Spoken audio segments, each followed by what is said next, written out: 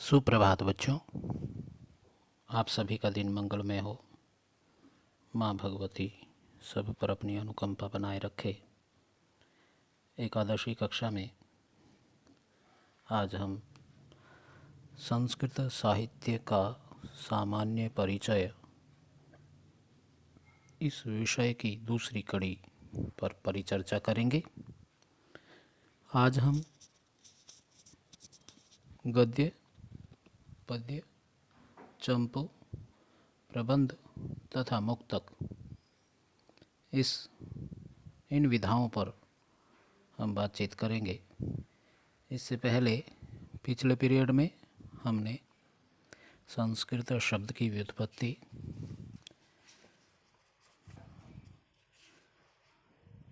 वेद, उपनिषद, पुराण, स्मृति ग्रंथ, रामायण और महाभारत इन विषयों पर हमने बातचीत की। आज हम जो विषय लेके आए हैं वो है गद्य, पद्य, चंपू, प्रबंध तथा मुक्तक, इनका संक्षिप्त परिचय। आइए हम सबसे पहले पढ़ते हैं गद्य। गद्य किसे कहते हैं? छंद रहित रचना गद्य कहलाती है। छंद अक्षरों या मात्राओं की संख्या का नियत या निश्चित होना छंद कहलाता है। इसे गीति का रूप भी दिया गया है। जिस काव्य में ना तो एक वाक्य में और दूसरे वाक्यों में या सभी वाक्यों में अक्षरों की संख्या और मात्राओं की संख्या निश्चित ना हो, वो गद्य कहलाता है।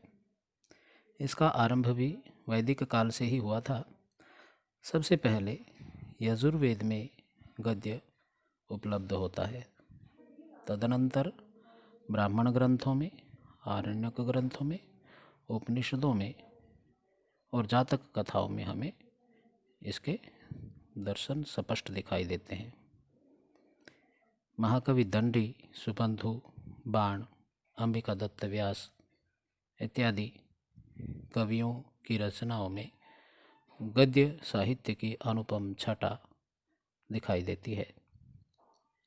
हितोपदेश, पंचतंत्र इत्यादि नीति कथाओं के ग्रंथों में भी गद्य का उज्ज्वल रूप दृष्टिगोचर होता है। बाण की कादंबरी तथा अंबिका दत्त व्यास का शिवराज विजय संस्कृत के अति सुंदर उपन्यास हैं। कादंबरी का शुकनाशोपदेश गद्य का अति सुंदर एवं चमत्कृत उदाहरण है। गद्य का एक सुंदर उदाहरण प्रस्तुत है जो हरि स्वामी कथा से लिया गया है। अस्ति उज्जयिनी त्रिभुवना विश्रुता नगरी, तस्याम पुण्यसेनो नाम राजा अभूत्, तस्य प्रियानुजीवी अमात्यो हरिस्वामीति सद्गुणालंकृतो विप्रः आसीत्। तस्य गृहपते अनुरूपायां भार्यायां तदनुरूपो देवस्वामीति नाम पुत्रो अजायत।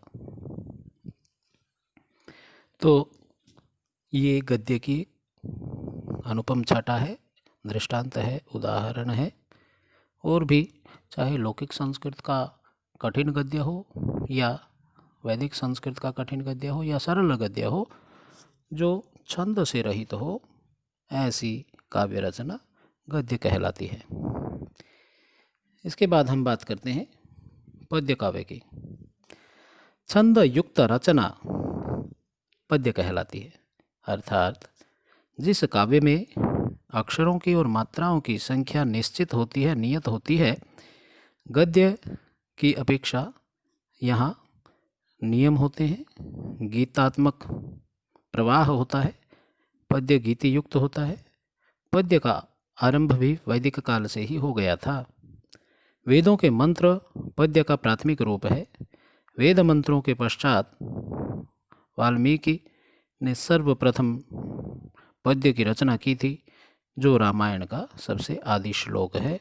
और कवियों में आदि कवि की जो संज्ञा है वो महाकवि वाल्मीकि को ही दी जाती है। आदि काव्य भी रामायण है, आदि कवि वाल्मीकि, महर्षि वाल्मीकि हैं। और आदि श्लोक जब एक क्रौंच का जो जोड़ा प्रेम क्रीड़ा में लीन होता है, तब एक निषाद, एक शिकारी आता है और उसे अपने बाण से घायल करके एक को मार देता है। दूसरा पक्षी उसके विरह में, जब उसका प्रिय पक्षी मर जाता है बाण लगने से, तो दूसरा पक्षी उसके विरह में, उसके वियोग में तड़प तड़प कर मर जाता है। यह दृश्य महर्षि वाल्मीकि से सहन नहीं हुआ और अचानक उनके मुख से पहला श्लोक और पहला काव्य निसृत हुआ, जो इस प्रकार है। माँ निषाद प्रतिष्ठां त्वग्मः शास्मती समाः यत् क्रोंच मिथुनात् एकम अवधि काम मोहितम। माँ निषाद प्रतिष्ठां, हे निषाद तुझे कभी भी प्रतिष्ठा प्राप्त ना हो। शाश्वती ही समाः, तुझे सैकड़ों वर्षों तक कभी भी शांति प्राप्त ना हो, क्योंकि तुमने क्रौंच पक्षी के जोड़े में से एक को उस दशा में मार दिया जब वो प्रेम क्रीड़ा में लीन थे। वाल्मीकि रामायण का पद्य का प्रथम महाकाव्य है। कालिदास का रघुवंश, कुमार संभव, ऋतुसंहार, भारवी का किरातार्जुनीय, माघ का शिशुपाल वध, ये पद्य की रचनाएं हैं। इसी प्रकार भर्तृहरि के शतक त्रय, श्रृंगार, वैराग्य और नीति शतक, 3 शतक हैं। जयदेव का गीत गोविंद, कालिदास का मेघदूत आदि भी पद्य की रचनाएं हैं। संस्कृत नाटकों के श्लोकों की रचना भी पद्य काव्य का उत्कृष्ट उदाहरण है। कालिदास के अभिज्ञान शाकुंतल के 4थे अंक के जो 4 श्लोक हैं, वो संस्कृत जगत का सार है, धुरी है। इसके बाद हम बात करते हैं चंपू काव्य की।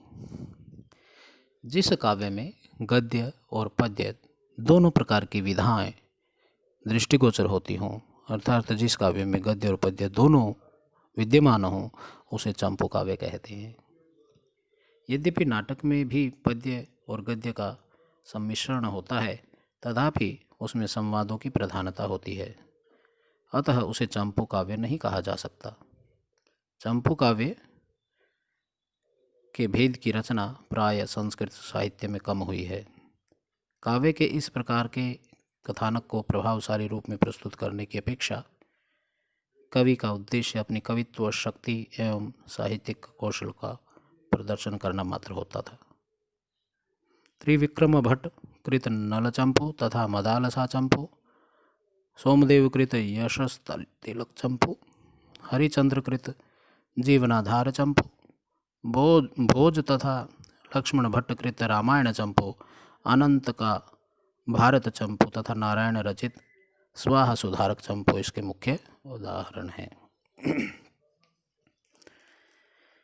प्रबंध काव्य। अब प्रबंध काव्य पद्य काव्य के इस प्रकार सभी श्लोक एक ही कथानक से जुड़े होते हैं। प्रबंध काव्य नाम से कोई परिभाषा गठित की हुई नहीं है, अपितु इसके भेदों को ही परिभाषा गठित हुई है। प्रबंध काव्य के 2 भेद हैं, महाकाव्य तथा खंड काव्य। महाकाव्य में नायक के जीवन की लगभग पूर्ण कथा का वर्णन है। इसमें 9 से अधिक सर्ग होते हैं। इसका नायक धीरोदात्त होता है। इसमें स्थान स्थान पर प्रकृति वर्णन, सूर्योदय, सूर्यास्त, चंद्रोदय इत्यादि का वर्णन होता है। श्रृंगार तथा वीर रस में से मुख्य अंग होता है, मुख्य रस होता है, अन्य रस गौण हो जाते हैं। प्रत्येक सर्ग में प्राय आदि से अंत तक एक ही छंद रहता है। किसी किसी सर्ग में अनेक छंदों का प्रयोग किया जाता है। उसमें अनेक पात्र होते हैं। एक कथा मुख्य होती है तथा कभी कभी 2, अन्यत्र एक संगिक कथा होती है। नायक के क्रमिक उत्कर्ष द्वारा फल प्राप्ति का वर्णन किया जाता है। इसमें 5 संधियाँ मुख, प्रतिमुख, गर्भ, विमर्श तथा निर्वहन, ये 5 संधियाँ विद्यमान होती हैं। महाकवि कालिदास द्वारा रचित रघुवंश और कुमार संभव, भारवीकृत किरातार्जुनीयम और माघकृत शिशुपालवध, श्री हर्षकृत नैषधीय चरित इसके प्रमुख उदाहरण हैं। खंड काव्य यह महाकाव्य का संक्षिप्त रूप होता है। इसमें अधिक से अधिक 8 सर्ग होते हैं। इनमें नायक के जीवन का किसी एक प्रमुख घटना का वर्णन होता है। इसका नायक भी धीरोदात्त होता है। इसमें भी प्रकृति वर्णन होता है। इसका मुख्य रस श्रृंगार अथवा वीर होता है। इसमें प्राय एक ही छंद होता है और इसमें पात्र बहुत कम होते हैं। कालिदास कृत मेघदूत, धोई कृत पवनदूत, जयदेव कृत गीत गोविंद इसके मुख्य उदाहरण हैं। मुक्तक काव्य यह पद्य काव्य का एक ही भेद है। यह रचना छंदों से युक्त तो होती है, परंतु प्रत्येक छंद दूसरे छंद से किसी भांति संबद्ध नहीं होता। इसमें गद्य के लिए कोई स्थान नहीं होता। प्राय उपदेश अथवा नीति के पद्य ही इस रचना के अंतर्गत आते हैं। कालिदास कृत ऋतुसंहार, भर्तृहरिकृत नीति शतक, श्रृंगार शतक, वैराग्य शतक, अमरुकृत अमरु शतक, सारंगधर की सारंगधर पद्धति तथा बल्लभ देव की सुभाषितावली इसके प्रमुख उदाहरण है।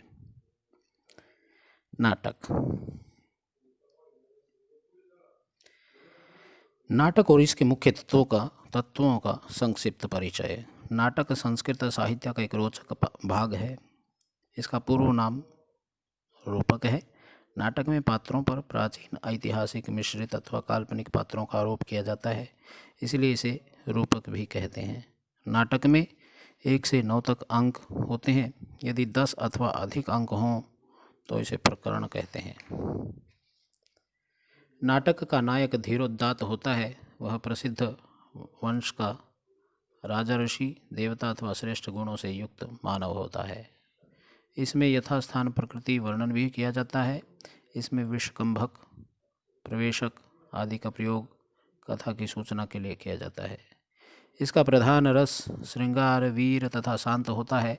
अन्य सभी रस अंग रूप में प्रस्तुत किए जाते हैं। कालिदास का अभिज्ञान शाकुंतल, भवभूति का उत्तर रामचरित, भास का स्वपनवासवदत्त, श्रीहर्ष का नागानंद मुख्य नाटक हैं। इस प्रकार नाटक में नाटक की कथा को वस्तु अथवा कथा वस्तु के नाम से अभिहित किया गया है।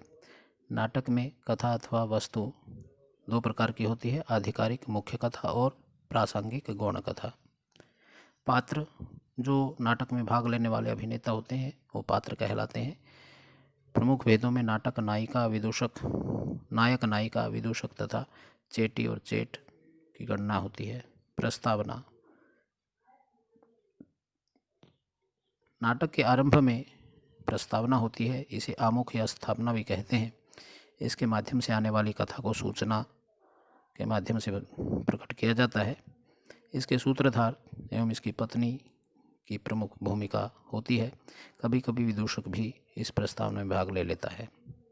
प्रकाशम जब कोई बात मन में हो और वो जब पात्र उच्च स्वर में अपने कथ्य को सबकर बोलकर सुनाता है तो वह प्रकाशम कहलाता है।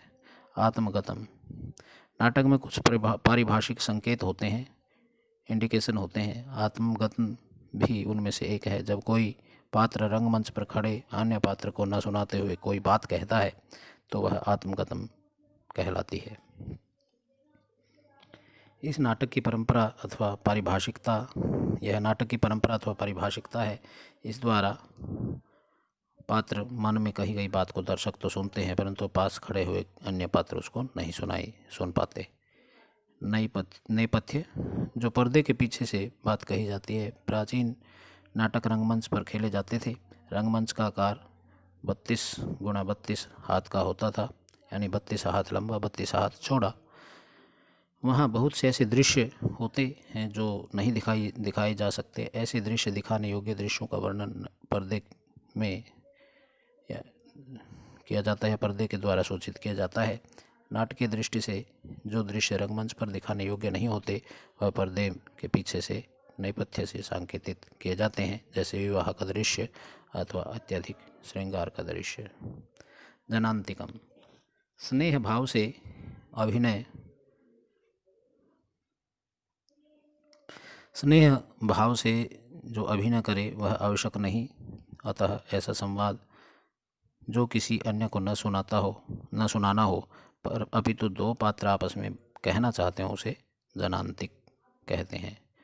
अर्थात एकांत में चुपचाप जब कोई दो व्यक्ति बात करे तो वो जनांतिक कहलाता है। नायक, जो प्रत्येक नाटक में अपने भूमिका में सबसे अग्रणी होता है उसे नायक कहते हैं। अभिनय में जो सबसे आगे होता है और जिसके चारों ओर नाटक की धुरी होती है, सारा नाटक जिसके ऊपर बेस्ड होता है उसे नायक कहा जाता है। वो 4 प्रकार के होते हैं, वो धीरोदात, धीरोद्धत, धीर ललित तथा धीर प्रशांत। राम धीरोदात है, भीम धीरोद्धत है, उदयन धीर ललित है तथा जीमूतवाहन धीर प्रशांत नायक है। नायिका, नायिका भी नायक के समान नाटक का मुख्य भाग होती है, मुख्य पात्र होती है। वह सर्वगुण संपन्न, सुंदरी, उदात्त तथा माधुर्य गुण युक्त होती है। नायिका के अनेक भेद होते हैं, परंतु उनमें मुग्धा नायिका सबसे श्रेष्ठ मानी जाती है। विदूषक नाटक का एक मुख्य पात्र होता है। नायक तथा नायिका के परस्पर अनुराग का निर्वाह कराने में वह सर्वथा सहयोग देता है। इसका नाम प्रायशः किसी फूल अथवा वसंत ऋतु के नाम पर भी रख दिया जाता है। यह कभी कभी बनावटी तथा झगड़ालू भी हो जाता है। यह प्राय खाने में अत्यधिक रुचि रखता है। संस्कृत में बहुत कम नाटक ऐसे हैं जिनमें इस पात्र का अभाव हो। नांदी, नांदी मंगलाचरण को कहते हैं। नाटक के आरंभ में किसी देवता, ब्राह्मण, राजा आदि की स्तुति करने के लिए जो कामना की जाती है, आशीर्वाद की कामना की जाती है, इसके माध्यम से लेखक अभिनेताओं, दर्शकों तथा श्रोताओं के विघ्नों अथवा विपदाओं को दूर करने की भी कामना करते हैं, उसे नांदी कहते हैं। सूत्रधार, नरेटर, नाटक के अंतर्गत आने वाले पात्रों में यह भी एक मुख्य पात्र है, परंतु इसकी गणना अभिनेताओं में नहीं होती। यह प्रस्तावना में कई बार आता है। नांदी के द्वारा स्तुति अथवा मंगलाचरण करता है। यह अपनी पत्नी नटी के साथ संवाद से अथवा स्वयं ही नाटक की कथा की सूचना प्रदान करता है। तो ये था बच्चों आपका संस्कृत साहित्य का इतिहास। इसके अतिरिक्त कुछ और विस्तार से संस्कृत के प्रश्नोत्तर हैं, कुछ और जानकारी जुटाई गई है, आप इनको देख सकते हैं, इनका अध्ययन कर सकते हैं। इसी के साथ आज का संस्कृत साहित्य का सामान्य परिचय हम संपन्न करते हैं। मैं अपनी वाणी को विराम लेता हूँ। आप सबका दिन मंगलमय हो। जय हिंद, जय भारत।